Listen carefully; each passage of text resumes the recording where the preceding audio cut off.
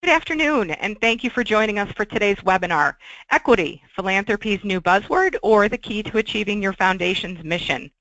My name is Lori Jolliffe, and on behalf of Project Director Terry Horton, I would like to welcome you to our continued series on philanthropy consulting. For the benefit of our guests, NNCG is a learning community of philanthropy consultants who have joined together to have a positive impact on the practice of philanthropy. I invite you to learn more at nncg.org. Now, turning to a few housekeeping matters. Kris, can you push it to the question slide? Thank you. All of our attendees are in listen-only mode. We welcome and encourage your questions. Please just submit them at any time using the questions pane in your GoToWebinar control panel. Just type and send. Like I mentioned, submit at any time, although we may not get to them right away. Today's webinar is being recorded, and it will be available for viewing from NNCG. I will now pass this over to Terry Horton, who will get our webinar underway. Terry? Thank you, Lori. Welcome, everyone. We have both new and longtime NNCG consultant members on the call, as well as regional association staff and foundation staff, so I know we're going to have a lot of great questions. It is my pleasure to introduce Kris Putnam-Walkerly.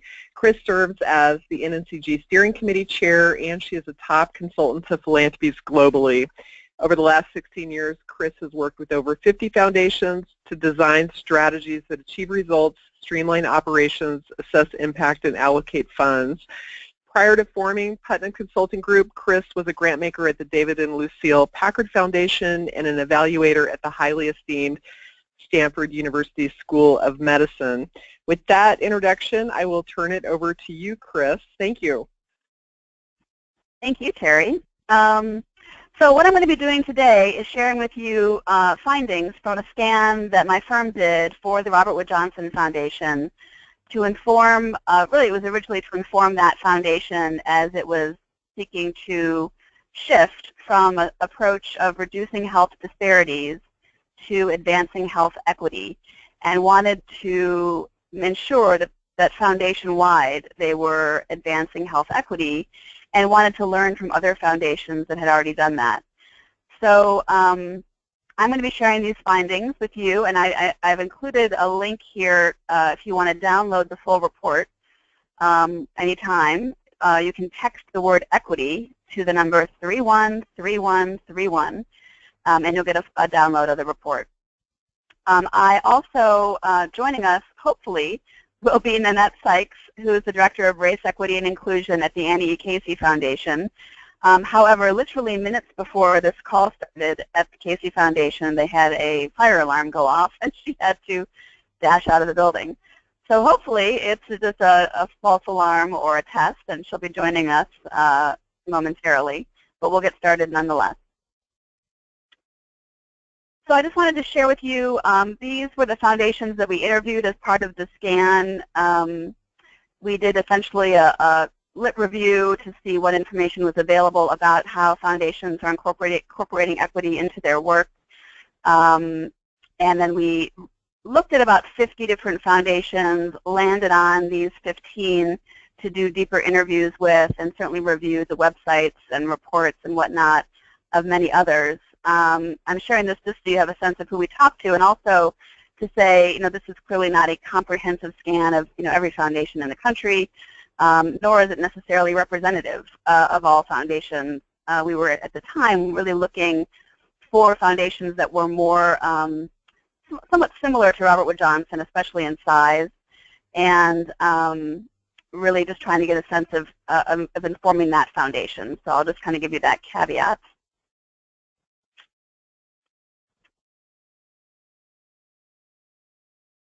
So the first, and what I'm going to do today, the full report has, probably 20 different key findings in it. I'm going to share with you about 6, so certainly there's more to read in the full report. And one of the findings really is that there's no silver bullet. So if you came to this webinar hoping to learn the 3 models for how foundations incorporate an equity lens into their grant making, I'm sad to tell you they don't exist yet. Really for all the buzz and all the talk about equity, it's certainly become a buzzword, which is great that it's being talked about. In philanthropy, there's not actually a lot of foundations that are really doing this work a lot intentionally, especially internally across their own organizational culture and across their own operations. The good news is there certainly are many that are embracing this, and there's a lot to learn from them, but there's really not enough there in order to have sort of clear models or clear pathways or, the 3 ways this is happening. And even foundations like Annie E. Casey, and one of the reasons I wanted Nonet to be on this webinar today is I really see them as a leader in doing this work. Even she would tell you that they're still in the early stages of the work that they're doing. Now, one of the key findings, which actually really surprised me, was how few foundations that claim to be addressing equity or advancing an equity agenda or operationalizing equity haven't actually defined what they mean by the word equity. I was just talking a couple days ago with this relatively new CEO of a foundation. She said their foundation had been working in diversity issues for about 20 years, very intentionally, and was seeking to focus on equity. And she said she very innocently asked, well, how do you define equity? And she laughed. She said, I was met by blank stares. People had never even thought to ask themselves that question, which really surprised her. And so that was really one of the first things she wanted to do, is make sure that they had a clear definition of what they were talking about. And, it was a surprising finding, because it certainly seems that you can't really advance equity without taking the time or investing in the resources to define it yourself. It's really hard to imagine how you would organize your staff or engage your grantees or engage your board if you're not talking about a clear definition. And what many foundations did that we talked to is when they were just getting started, they might not really know how they defined equity. But what they many of them started with was a working definition.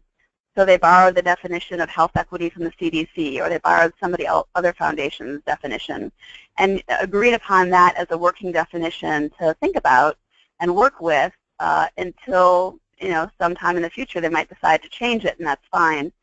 But at least they had a definition to start with. And I'm just going to give you a few samples of definitions since we're talking about it. I always like turning to the dictionary to start. I'm not going to read all of these to you, but here's an example from the Mary Reynolds Babcock Foundation as well, which is focusing on equity, as well as one from the Colorado Trust, which is focusing specifically on health equity. And I think, what we heard was often the terms race equity, health equity, gender equity, or equity were used synonymously or intentionally. Sometimes people use the word social justice philanthropy, sometimes equality, but I do think it's important not only to define it, but be clear on how that definition is going to guide your work. And of all the foundations we talked to, even those who were using the term equity, we asked intentionally, is it possible to focus on equity without intentionally focusing on race? And unanimously, people said, no, you absolutely have to have an intentional focus on race in this work, even if you're not using the term race equity. And I think it's also just important to remember, the terms diversity, equity, and inclusion get thrown around a lot. So I like to just remind us what diversity and inclusion mean, and I like these definitions from a consultant, Beth Zemsky, who says diversity is the numerical representation of differing people and viewpoints and experiences, or it's counting the people. And inclusion means that the people count, that those differing people and viewpoints are truly heard. And again, I think these terms are getting often thrown around without clear definitions. So another key finding was that CEO and board leadership is critical in this work. That ultimately the CEO really must be the champion of embracing equity across the whole foundation, but that the work was starting from all different kinds of places within a foundation. So sometimes it was program officers that were bringing this to the attention of senior leadership. Sometimes the CEOs were getting involved and kind of leading the charge from the beginning. Sometimes it was board members. So it can really start anywhere. But ultimately, the CEOs needed to be not only approving, but championing and leading equity efforts. And also related to this, folks felt that it really couldn't be only top-down or couldn't be only bottom-up. So if it was just the CEO sort of insisting and demanding that the organization address their work with an equity lens, then what you really get is just sort of forced compliance. You know, the CEO can't declare that race, equity, and inclusion be part of staff work plans without bringing the staff along. And if it was simply bottom-up, if this was just a kind of a groundswell from lower-level staff within foundations or program staff, but wasn't being picked up at the CEO level or the board level, then it really ultimately isn't going to last. And folks that we interviewed encouraged us that a couple of problems. Obviously, you know, it's not, the equity effort is not going to be sustainable, but also you can lose some of your key people. You know, there are many examples given of key staff who left their foundation and went on to different organizations and are now really important leaders in this field, but not at those foundations. And now that those foundations are finally realizing that they want to address equity, that all this talent has left the organization.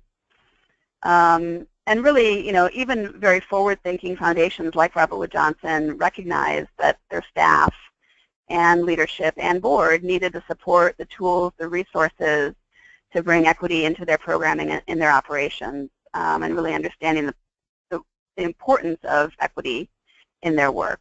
And so things like learning agendas were used to really bring the staff along, and I'll go into that in a little bit. Another finding was really that foundations must walk the talk in this work. My first job in philanthropy, I worked for a foundation that was seeking to support outreach and enrollment for low-cost children's health insurance. This is back when the Children's Health Insurance Program was launched. And so my job was really to go around the state and the country and support efforts to enroll low-income kids in these health insurance programs. And when they offered me the job without health insurance. And I remember thinking to myself, seriously, you want me to go around the country and talk about the importance of everyone having access to insurance, but you're not going to offer me health insurance? That's a bit of a contradiction. And I think that's, you know, I'm sure we all have stories like that where in philanthropy there's a common challenge often of, you know, expecting other people to change but not changing ourselves.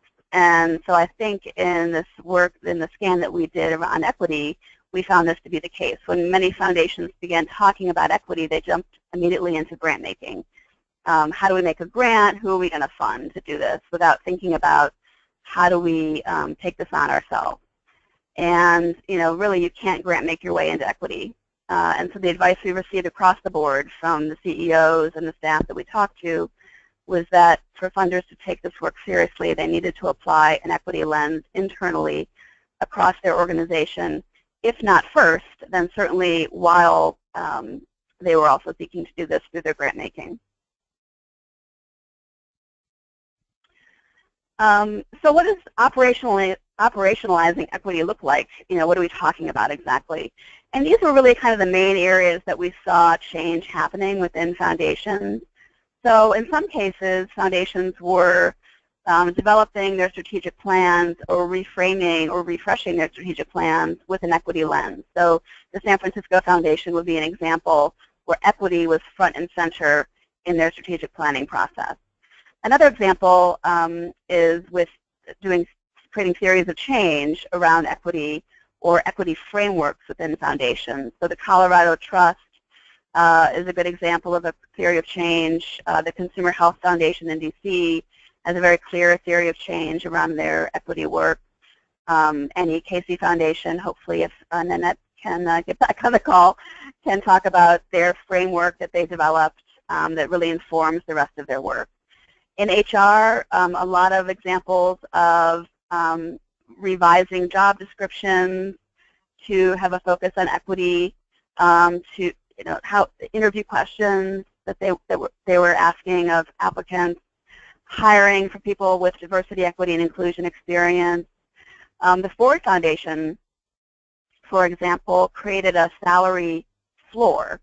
So all staff that work at the Ford Foundation have a minimum salary of, I believe it's $40,000, no matter who they are, or equivalent if it's part-time. So that was one example of something specific that they did in terms of their equity work. Creating work plans, so not only having a strategic plan or a theory of change or a framework, but having staff, either individual staff or program areas, organize their work plans such that how they were going to address equity was a specific expectation. And again, hopefully Nonet will be able to share their experience at the Casey Foundation, but the Denver Foundation is another example of a foundation that has intentionally done that so that it's very clear to staff what their expectations are going forward. In the area of investments, we didn't actually find a lot. We found some foundations that were seeking to become more equitable through their investments of their assets, but not a lot had been done. Some of the things that we heard from the interviews were that oftentimes foundations' the board's policies around investments were prohibiting them from being able to find, for example, asset managers of color who had enough length of time experience doing their work in their firms to be able to retain them. So there were some, efforts being made to look at their investment portfolios with an equity lens, but not a lot of examples that we were able to find. In grant making, certainly there were things like examples where foundations were not only training their own staff on issues around equity and race, but also offering trainings to grantees or offering capacity building to grantees. Many foundations were seeking to disaggregate their data and were conducting, making grants so that grantees could disaggregate their data to better understand what was happening in their communities and what they were able to accomplish and who they were actually serving and what the needs were. Other examples were really assessing grantees on an equity framework, changing the application questions for proposals, and then some were beginning to make shifts in some of their grant making, shifting toward, for example, funding more grassroots organizations or funding organizations to conduct more advocacy on behalf of their communities. Those are some of the examples. And then the last area was around consultants and vendors, which was essentially taking a look at who they were hiring and the demographic makeup of who they were hiring and what expertise and skills their consultants as well as their vendors brought to the table.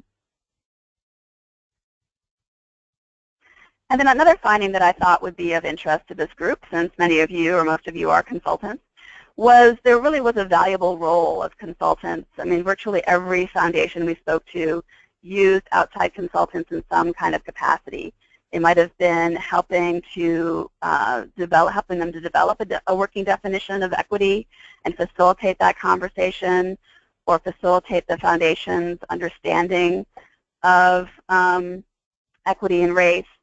It might have been doing, trainings on implicit bias, taking staff through kind of learning journeys to really understand their own personal experiences with race or various issues, helping them to develop an equity framework, conducting an equity audit, and really guiding not only staff but also boards through various explorations and discussions about equity so that they were coming to greater clarity on what they were seeking to do. And this took the form of training, small group discussions, facilitation, coaching, equity audits, as I mentioned, and then there's many of you on the phone, I'm sure, doing this work. Many of NNCG's members are engaged in equity work.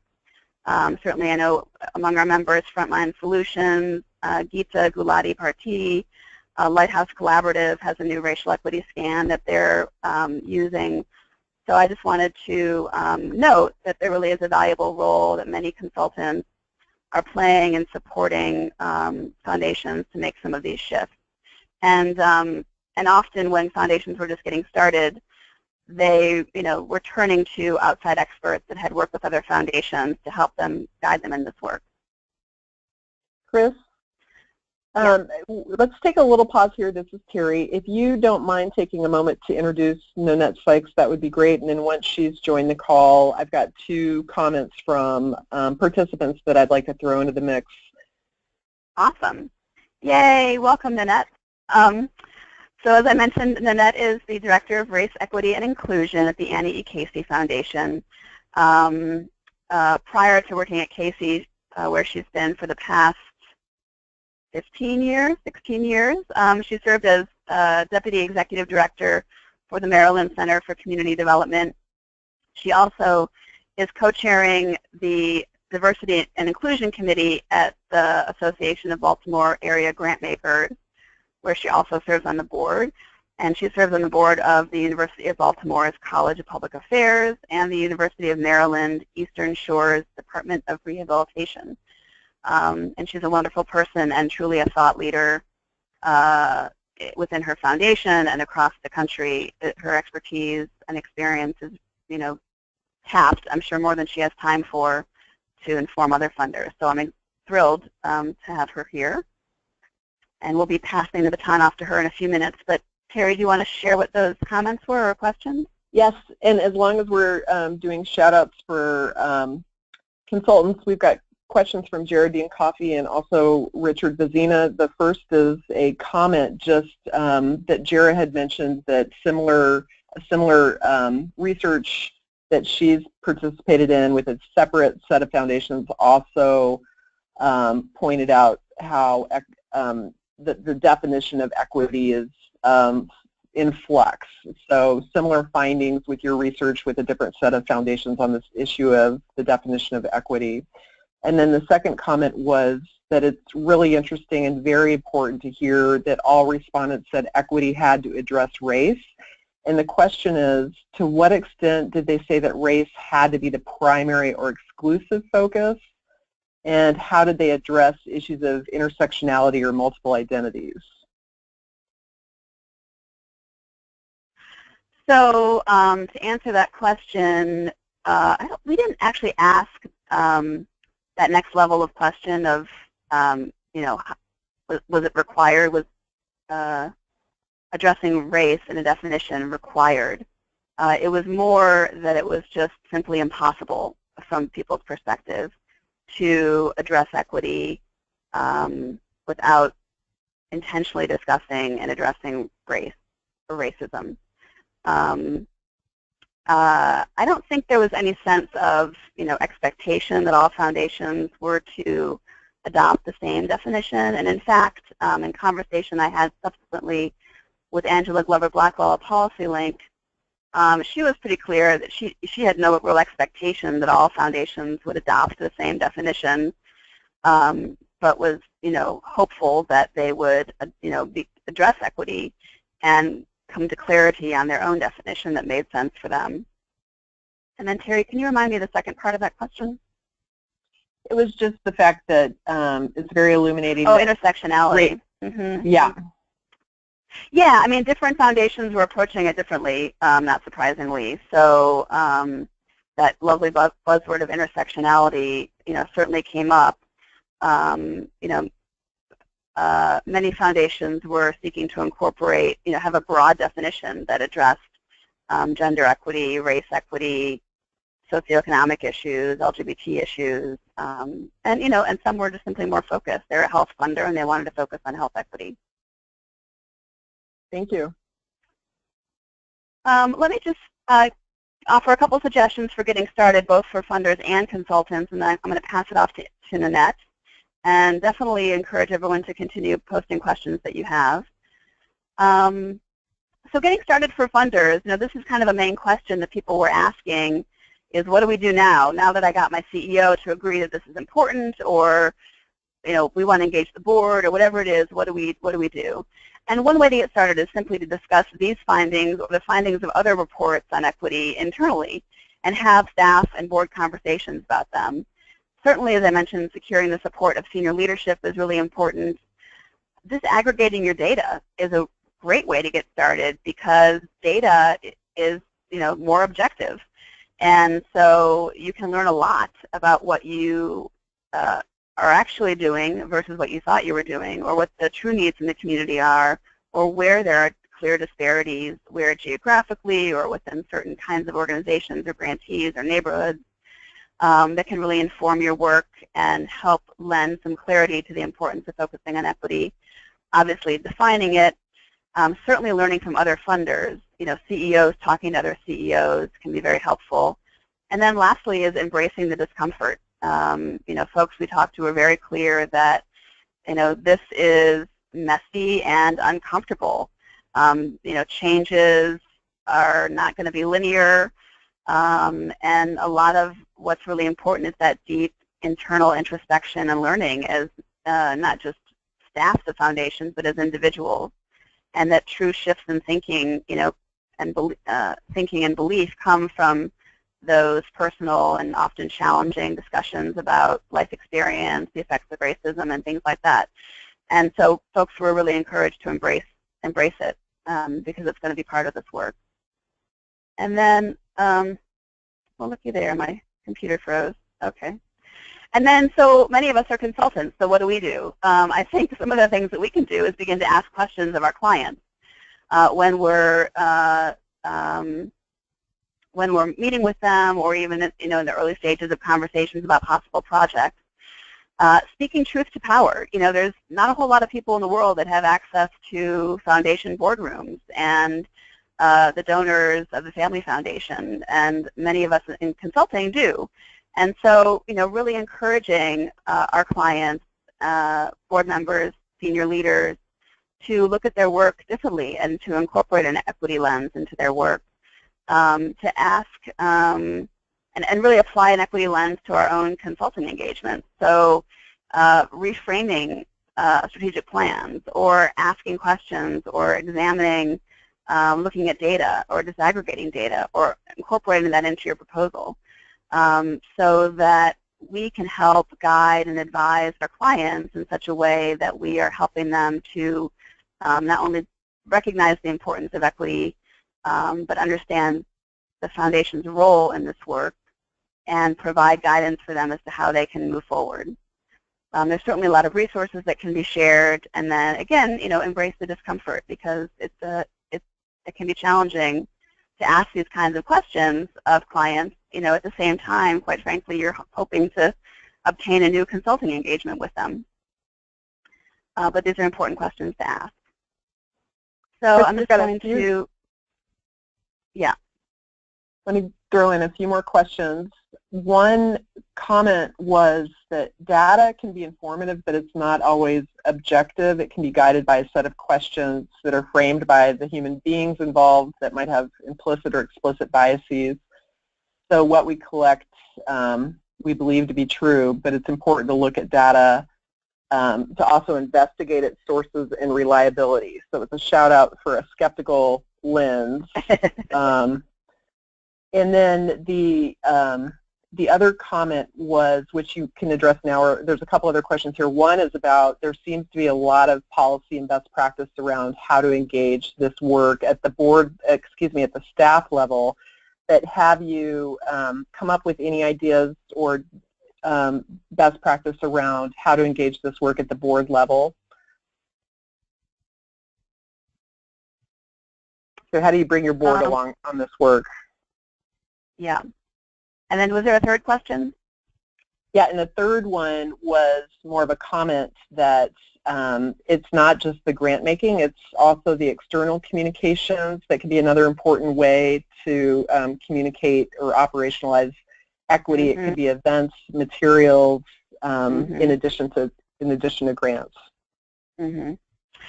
Good. Those are great questions and points. I'm going to punt on the data questions for Nonet to tackle when she talks. I know she's going to talk about segregating data and sort of what her experience has been. And on the board level engagement, I think what's really important is engaging the board early and often, quite frankly. I actually serve on the board of the Community Foundation of Lorain County in Ohio, and we went through a 1.5-year process focused on diversity, equity, and inclusion that was driven by, well, it was driven by the CEO, but it included all the board and all the staff, and then volunteers and various ethnic-specific funds of the foundation, all together for a 1.5 years. And what was great about it was, everybody was on board. They were on board with why it was important to do and invest our time. And at the end, the changes that were made at the foundation, were very crystal clear to everybody. I was talking to the CEO of another family foundation who did the opposite. They really got a groundswell of work underway at the staff level, and he was the CEO. And about a year into it was when they took it to the board, which was a family, and they were not ready, didn't want to hear it, didn't, felt very uncomfortable, and really the whole effort kind of got stopped in its tracks. And the lesson for him was, it would have been, he thought he was kind of getting everything ready and packaged for the board, but what really needed to happen was to bring the board along earlier. So with that, I'm going to pass this off to Nonet. If I can get my slides working. Thank you, Kris. Good afternoon, everyone. I am excited to be here, and Kris, just thank you for teeing this up so beautifully, and I think you covered a lot of great information about what you're finding. And I would say that Casey is not, that unlike a lot of other foundations who are really trying to begin wrapping their heads around what does it mean to begin operationalizing equity. So if you would advance the next slide. Yep. So this is a statement that you'll see that we captured from our president, Patrick McCarthy, when we first were really ready to begin declaring that this was going to be the focus of our work. For many years, I would say probably for at least 15 to 20, Casey's work was really focused on closing the gap. And we thought that's great work to be doing, but clearly wasn't sufficient to really move us toward equity and really begin to improve outcomes for the children, families, and communities we are serving. And so this is Patrick's statement of acknowledgement that we were doing great work in closing the gap and lifting up disparities in many of our reports, like our Kids Count data report, but we needed to do more than that, and we needed to begin striving toward advancing racial equity in all of the work we do if we wanted to really be about advancing the Casey Foundation's mission. So on this next slide, you'll see how we define equity. And this slide, I'm sure, you've seen it a number of times in a number of various ways. And so for us, it wasn't about just making sure that either the children and families we are serving or the grantees or our programs were really making opportunities for folks to have the same thing, which is the definition of equality. For us, it was really about ensuring that all children are able to reach their full potential in life, regardless of their race, their ethnicity, or the community in which they lived. And for us, it also meant making sure that those children, families, and communities had the resources and conditions necessary to reach their full potential and reach the potential we know that they have. And so that's sort of the underlying premise for how we approach and how we define equity within the Casey Foundation. And what you'll see on the far left slide is really how we organize our thinking and are focusing our work around building equity and inclusion, both within the foundation and externally through our programs and our grant making. So we're really about how do we help make sure that our Casey staff and others understand key terms and understand the various forms of racism so that we have a shared language for talking about this work. We're moving us, our partners, our grantees from a very narrow and individualized definition of racism to a more comprehensive awareness of the structural and institutional barriers that exist and perpetuate inequities.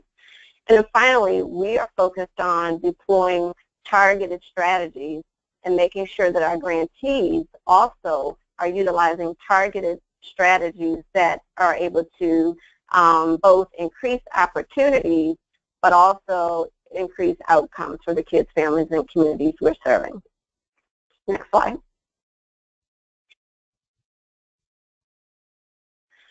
So the work we're doing, I mentioned is twofold. We're doing the walking the talk component, as Kris mentioned.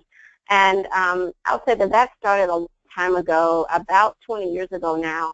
We had an internal affinity group called Respect that was a group of staff who were volunteering their time to come together, to learn together, to grow together around how do we make ourselves more knowledgeable about the issues truly impacting communities, and how do we begin getting smarter about how we show up, how do we go into communities, and what skills do we need to really make sure that we're paying attention to these issues within Casey.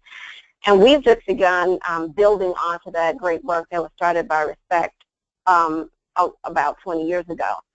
So just, I would say at the beginning of 2015, we started the implementation of what we are now calling our arc of learning. And it's a 5-phase arc of learning that begins with a 2-day Race Matters training that all staff within the Casey Foundation must participate in. That is the basic sort of foundational understanding of what we mean by equity, and it gives them that shared language that I mentioned just a moment ago. It really helps them understand the levels of racism, helps understand the history of structural racism in our nation, and allows them to begin joining together in these cohorts and sharing stories and building experiences together, which sort of sets the path for greater and deeper learning throughout the 5 phases. This past summer, in July, the entire foundation came together for a 2.5-day retreat where we spent days sort of just refreshing everybody's understanding on implicit bias and white privilege and how that shows up within philanthropy and within the Casey Foundation. And then they spent the rest of that time really looking at their unit level work, looking at their portfolios and their strategies, and beginning to imagine how they could do a more, take a more intentional approach in integrating racial and ethnic equity and inclusion into their unit's work. And this was both for our programmatic staff as well as our infrastructure staff in our finance and grants management, human resources, and investments units. We are now at a place where we are moving forward with our 5-phase arc of learning. We wrapped up phase 3 at the end of December, which was we went back to all staff when they came up with action commitments and next steps for their integration efforts out of the summer. We went back to them at the last quarter of the year and say, okay, how does what you came up with align with your priorities and strategies for 2017, and where can you do a better job of aligning them where they don't, and how to think more strategically about your racial equity integration efforts going forward. And then this year, we are focusing, I heard there was a question posed to Kris around external communication. This whole year, we're focused on messaging and how do we make sure that we are providing our staff with the competencies around communicating why we're focused on race, how it's important for the work that we're doing and the families that we're serving, and making sure that they can talk about why this matters and talk in a way in which it connects with the various stakeholders as it relates to their unit or portfolio related work. And then externally, Kris, if you'll move forward. Yep. With our grant making, we are really making sure that through data, through the Kids Count data report, through our Raceful Results report, that we're making this information and tools and resources available to our grantees. We are providing them with trainings via 2- and 3-day institutes where appropriate. And some of the images you see on the screen there is we brought all of our Kids Count grantees together last October in San Antonio for 3 days, where they participated in a Racial Equity Institute. And we have a Kids Count representative organization in every state across the country, in the U.S. Virgin Islands and in Puerto Rico.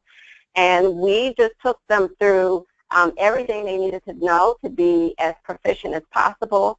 And we had tracks around policy, messaging, with the intent that we are really trying to make sure that our grantees are as well-versed and steeped in these issues as well.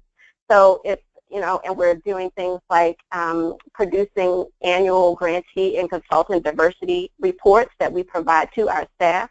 We also share that same data back to our grantees, and we show our grantees what their workforce composition looks like in comparison to Casey's overall grantee pool, so that they know and they can make for themselves a decision around whether they feel like their organization is comprised of a good cross-section of diversity of thought, opinion, as well as racial, race and ethnicity.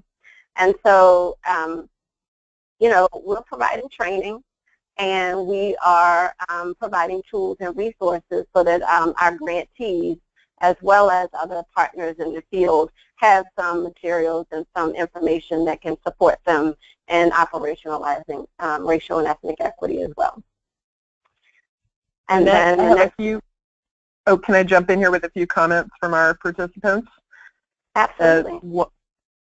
Phenomenal, exciting to see Casey making this internal commitment to building staff understanding. Other foundations have done similar work, and it really creates transformation over time. So that was a little bit earlier, so thank you for the shout out there. And then another comment regarding the staff training from a longtime member says, we've found that those standalone trainings may not be sufficient, that they may have to have refreshers over time, and boards need to go through it as well, which it sounds like exactly what you're doing, but I just wanted to share those. And then I'll save the other comments, but if you'd like to proceed, that's great. And if you have any response to those, that's great too. Yes, so the training component, we offer the basic training to try to get everybody in the foundation on the same page and just to develop that shared learning. Ongoing training and learning opportunities are available through our Respect Affinity group, and for staff within Casey who are leading either the integration efforts in their unit or are charged as being sort of like a program coordinator for infusing equity and inclusion into their unit's work, we are launching a community of practice. In fact, today was the first day for that, where those staff get together and they are doing some skill building as a group of staff, but they're also providing, they're sharing challenges and they're brainstorming and problem solving together in those spaces. So ongoing learning and skill development is happening within Casey, but that basic training is something that all staff have to go through, and it's a part of our new staff orientation process. Fabulous. Thank you. So in terms of just some top-of-mind thoughts regarding, you know, lessons learned from our experience and some suggestions for getting started, I'll just say that, and we found this to be true, you know, equity and inclusion is adaptive work. There is no one model or approach or like tool out there that's going to sort of solve those problems for us all. And so it requires innovation, trying new things, testing them out, evaluating your progress, seeing what worked, what didn't, and then coming up with new approaches and sharing your learning with others so that we can all grow in this space. I agree that data is essential. It is something, as Kris mentioned, is objective. Yes, there could be some biases baked in depending on who asked some questions and the frame behind those questions, but we found that through our Kids Count data book and data reports like our Raceful Results report, that the data doesn't lie. The data around how kids are performing at third grade reading and fourth grade math and the graduation rates and the parents earning or employed with jobs that earn a living wage, that data is real and that is not subjective. And that's the information that we use to say, you know what, we've been doing this work for a while. We've been doing workforce development and child welfare reform and juvenile justice reform for a while. And yes, we're closing the gap, but you know, the systems are still filled with primarily kids of color. And so if we really want to make a difference around systems reform, we've got to come up with some targeted approaches to how do we make sure that we are reducing the number of kids in a system and reducing the number of kids or increasing the number of kids that are meeting those benchmarks around reading and math. And then, not quite sure, this next one is, I think Kris mentioned this too, you know, we at Casey thought it was important to have both a top-down and a bottom-up approach at the same time. We needed our president to really state that this was a priority for our foundation and that he was going to be holding his senior leaders and staff accountable. But we also needed staff to take ownership and responsibility at the programmatic level in other ways around how can they be more intentional around integrating equity within the foundation. This next point is like, it's just not one moment in time. This is a journey, and we are learning and growing, and we've been at this now for 20 years, and we've come quite a long way, but I think we still have a long way to go. We're making great progress, but you know, we've got to keep pushing through it. And you've got to begin just being true and authentic when it comes to doing this work, and challenging others to be authentic as well. So with that, I'll pause and answer any questions you may have. Thank you. That was fabulous. And the comment around the data, I think you really got to it that time. I think it was just that, you know, bringing a critical lens to the data is still important, and I think you really answered that question with sometimes the data is real. Or in fact, the data is real, so we could have a more nuanced conversation about that. But the one comment that I thought was really useful for perhaps both you and Kris, I'm a consultant, and often I'm in the room where racial equity needs to be brought up, but the client isn't really willing to go there. Do you have any thoughts on how to raise and elevate this conversation when it's just a hard question? We've found that when, and we experience this too, we have staff who go into child welfare systems across the country, and they're asked to come in and help them think strategically about how to reform that system, and there's lots of data on the table about the kids in the system, how many get placed, and race is never discussed. And so I said begin disaggregating the data by race and putting that data on the table.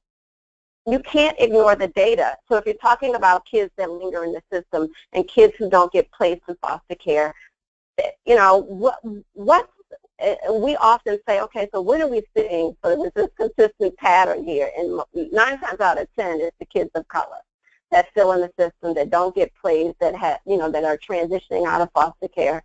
And so I always love to use data as a way to enter into that uncomfortable, what can sometimes be an uncomfortable conversation around race. Because most times, as I said, the data speaks for itself, and you just got to be okay with acknowledging what the data says, and then having that conversation flourish from there. Thank you. And there's one other question here, and it's a provocative one. It's going to be interesting to see what we come up with here. Did you find anything in your conversations and the report to point to why equity has become the latest buzzword in philanthropy? This is Kris. That's a good question. No. That was not something we addressed specifically in our scan. Nonet, do you have thoughts? I don't have thoughts.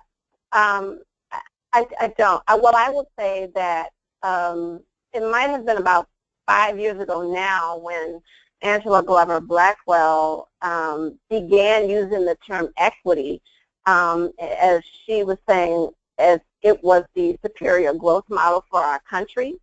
And I will tell you that when I began doing my own field research to figure out Casey's role in this work, she was one of the first persons I went to and had a conversation with.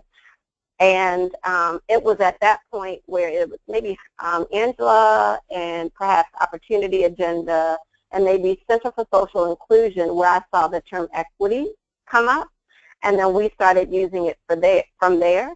And I will tell you that we decided to focus on racial equity. I know this was a comment from someone earlier. We focus on racial equity because we see race as being the leading barrier to outcomes for kids, families, and communities. We acknowledge intersectionality. We acknowledge that it exists and it's real. However, what we found is that when you control for all other disparities, race is the leading disparity that we found. The other thing I'll say is that if you are a person of color and you are female and you are an immigrant and you speak a second language and you may have physical disability, then you face even greater barriers, right? So we thought if we could begin tackling the greatest of those, which is race, then hopefully some of those other barriers would we would be able to address them more easily as well. But this whole notion around equity, I would say it just started coming up about 5 years ago. And I only heard of just a few organizations using it then. Thank you. And it sounds like the reason it's coming up is because it's the greatest barrier to meaningful outcomes for your client base. So that's fantastic. And I wanted to share one more, which is a comment about the fact that you've been at this work in such an intentional way for so many years, and a little bit of, oh my goodness, does it take 20 years to make change? What kind of change could you see quicker? So I think the question is really, are you optimistic that an intentional approach to this work will create change within an organization over a couple of years, or how long is the commitment before meaningful changes are observable? Yeah, so we have been at this for a while, and I'll say that the recent shift under my leadership has been moving us away from a narrow definition, focusing on personal and interpersonal bias and racism, to one that's more focused on systemic and structural racism and institutional racism. And I think that is where we pivoted, and I think that's where we're seeing sort of the greatest movement forward. I think had we been focused on institutional and structural racism 20 years ago, we would be in a very different place than we are today. And I think if we and other people were sort of raising up this notion of addressing systemic and structural barriers, then the country would be much farther along. And I think President Obama alluded to this in some of his closing, in his farewell speech, I think a week or so ago, and in some of his closing sort of press conference remarks yesterday. We really do need to begin tackling systemic and structural racism, because that's where policies and practices are baked in that perpetuate inequity, right? So we can begin looking at policies and proposing new policies that eliminate practices that sort of disadvantage one group and advantage another. I think we would all be moving in a different direction, and quite honestly, in a better direction. What Casey's mistake was that we were focused so narrowly on trying to change individual behavior, hearts and minds, that it will take a long time to have that cumulative impact and thus ultimately impact the nation, right? I think focusing on systems and structures is a quicker way to get us there, and if hearts and minds change as a result of that, that's great, but that's not our approach going in. Thank you. That's getting a lot of positive responses, systems, practices, and policies that have perpetuated oppression. So thank you for that answer.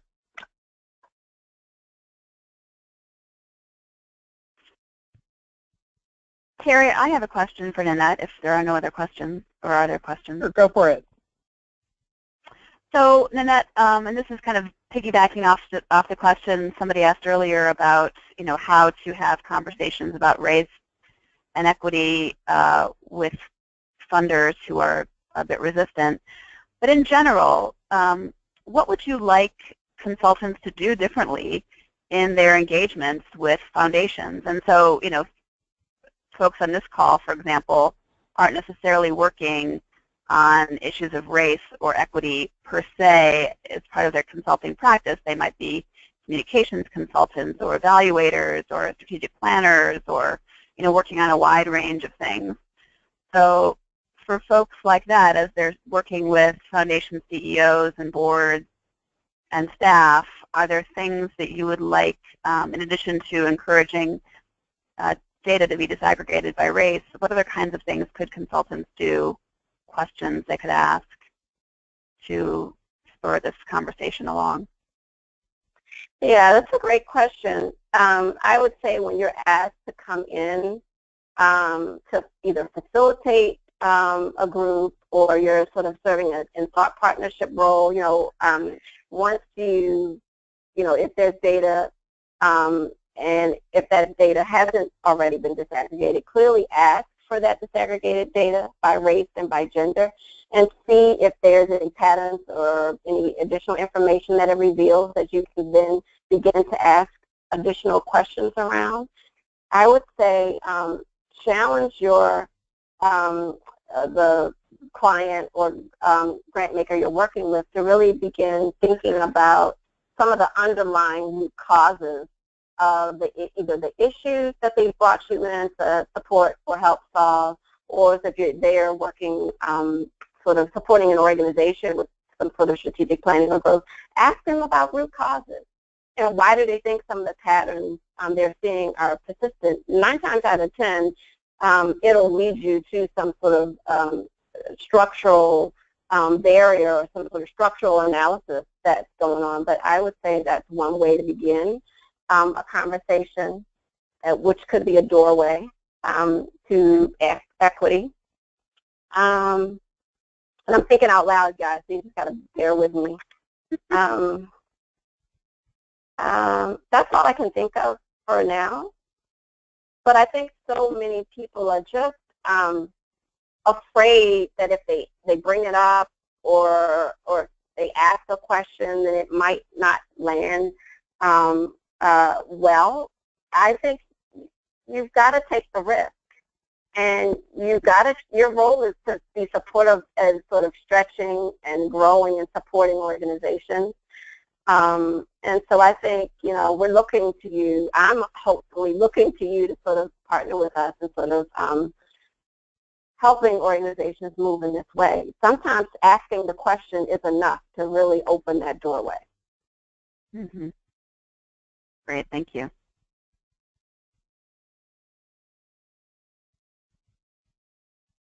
Terry, are there any other questions or comments? We've got a few more comments. There's lots of people that are very excited about this information. Great webinar, thank you. Lots of people chiming in about a positive reaction to the information. One person said, the importance of a written statement for the commitment to equity work that publicly shows the commitments for a foundation going forward. So claim the work, articulate it publicly. That same person said that work that she's done with a client really was a journey over 7 years, so that the concept that the work is ongoing, that you've got to stay committed. And another comment that we just really need to rewrite the rules that govern, that research that this consultant has done is very similar to what you've been talking about in terms of the systemic issues that are really the barriers. And so just lots of excitement about this topic. And Terry, let me just kind of just building off of Nonet's excellent point of the role of consultants and really kind of stretching and pushing and helping organizations to grow. And to give a shout out to one of our steering committee members who's on the call, Geraldine Coffey, recently published an article in the Foundation Review about equitable evaluation. And so I think that's just a great example of, taking a concept that we're all somewhat familiar with and really pushing thinking around what does equity and evaluation mean. And so there's I'm sure many ways that when we think about our own work, that we can push our own thinking and our own capacity and how we work with our clients around an equity agenda. Wonderful. And then we're at the top of the hour, so Nonet or, oh, by the way, Jira is thankful for the shout out, Kris, so thank you. And I think, unless Nonet or Kris, do you have any last comments before we wrap it up? I don't. Well, I want to thank everybody tremendously for this wonderful webinar. This has really been a fabulous topic on exactly the right timing. And when you think about your coming months, I know everybody is busy, but we've got some really great topics coming up. So please join us again on February 15th for advocacy in foundations. And in March, we're talking about a capacity assessment tool with TCC Group, and we've got webinars throughout the spring. So please join us again. And again, big thanks for Nonet Sykes and Kris Putnam-Walkerly. It's been a pleasure, and with that, I think we'll conclude. Thank you, everybody.